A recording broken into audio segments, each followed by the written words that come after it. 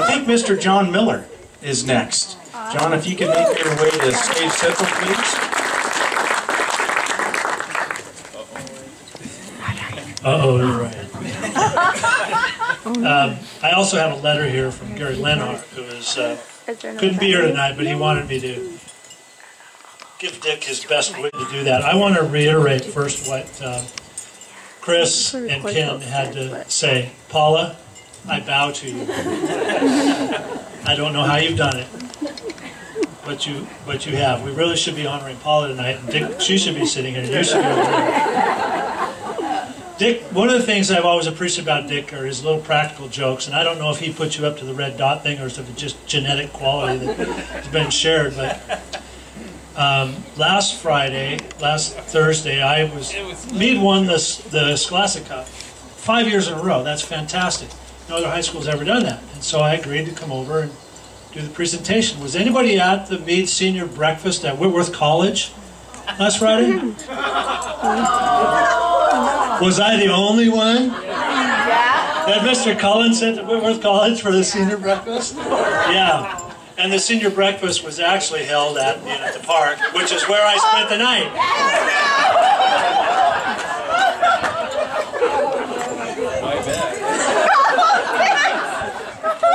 How many times, Ken? How many times have you seen that? He does so many. Yeah. One of the things I learned early on about Mr. Cullen is he has various aliases. When he was a little boy, he was Richard Cullen. And then as he got older, he became a Dick. I mean, his name was Dick. And then a little later on, he met another Dick, another gentleman whose name was Dick Sharon. And then Mr. Cullen got a new nickname because one night, Dick Sharon and Dick Cullen had a few too many libations, and they couldn't say their own name. And that's understandable, because, you know, those one-syllable names are difficult when you're sober. But when you've had a couple drinks, it's really hard to put it all together. All they could come up with was, ick. And that morphed into eek. And so that's another one of his aliases. If you hear somebody say eek, and Rich actually refer to the other Dick Sharon as Uncle Yeek. And then later on he got another alias. He and Gary Lenhart used to sit up late at night and watch Hill Street Blues. And one of the characters in Hill Street Blues was an officer named Bobby Hill. Well, they decided they wanted to be Bobby Hill, both of them. Oh, no. So they started calling each other Bobby Hill. So now we have a gentleman with 4 names. And when the first few years we were in Alaska together as a group, people would come in that hadn't been a part of the group.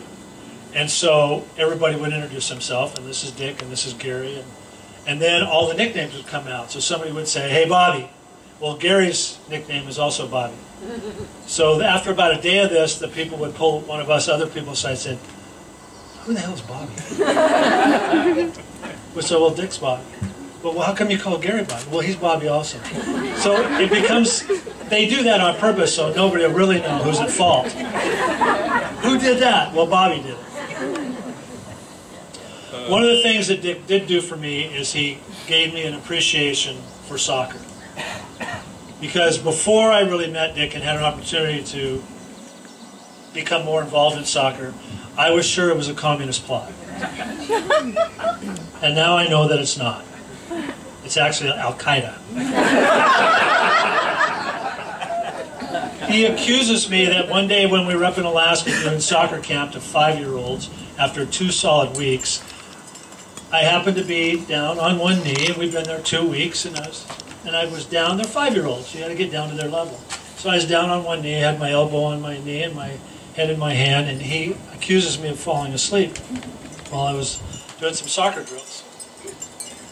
But if you had to watch 5-year-olds play soccer for 2 solid weeks, who could stay awake for that? So yeah, it was true. I think one of Dick's legends, and Mr. Russell has already alluded to that, one of the legends that he will leave behind at Meade High School is his noxious, flatulent emanations. They are legendary. Untrue. Oh, no, they're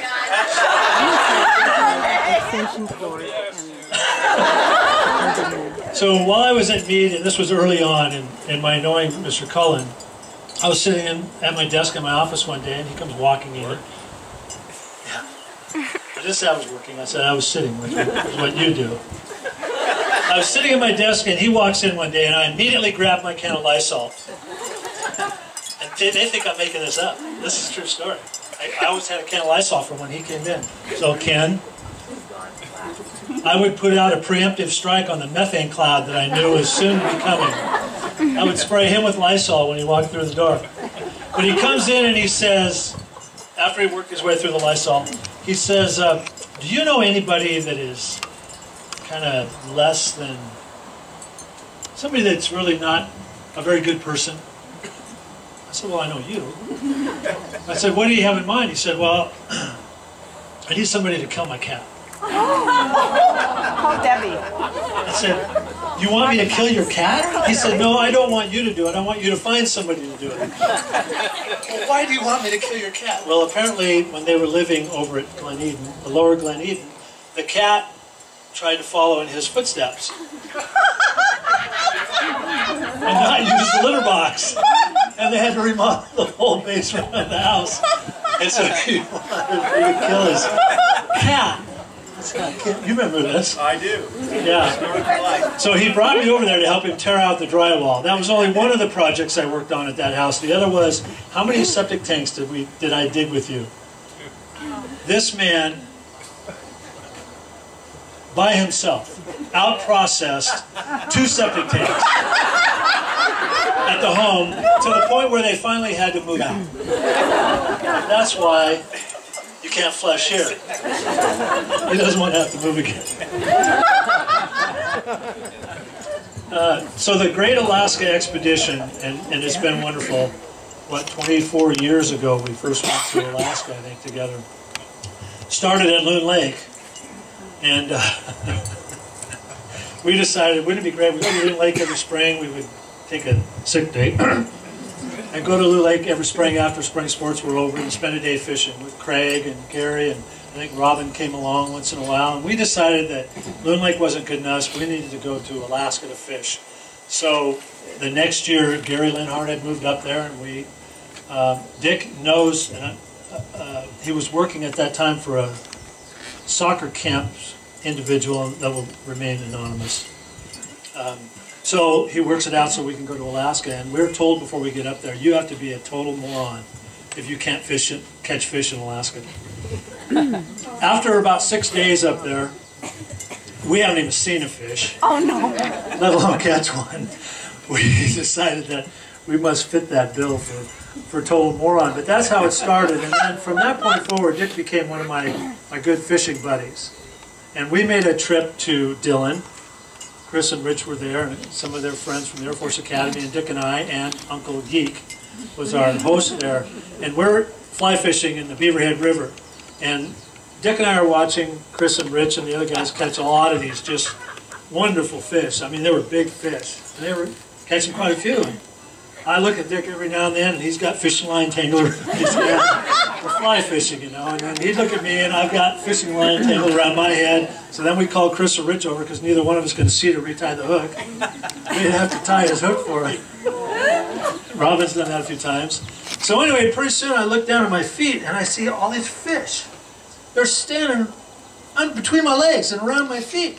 And I look at Dick, and he's got fish all around his feet. They knew they were safe. That was different. They knew that these guys weren't going to try to catch them if they were hanging around our feet. And so he and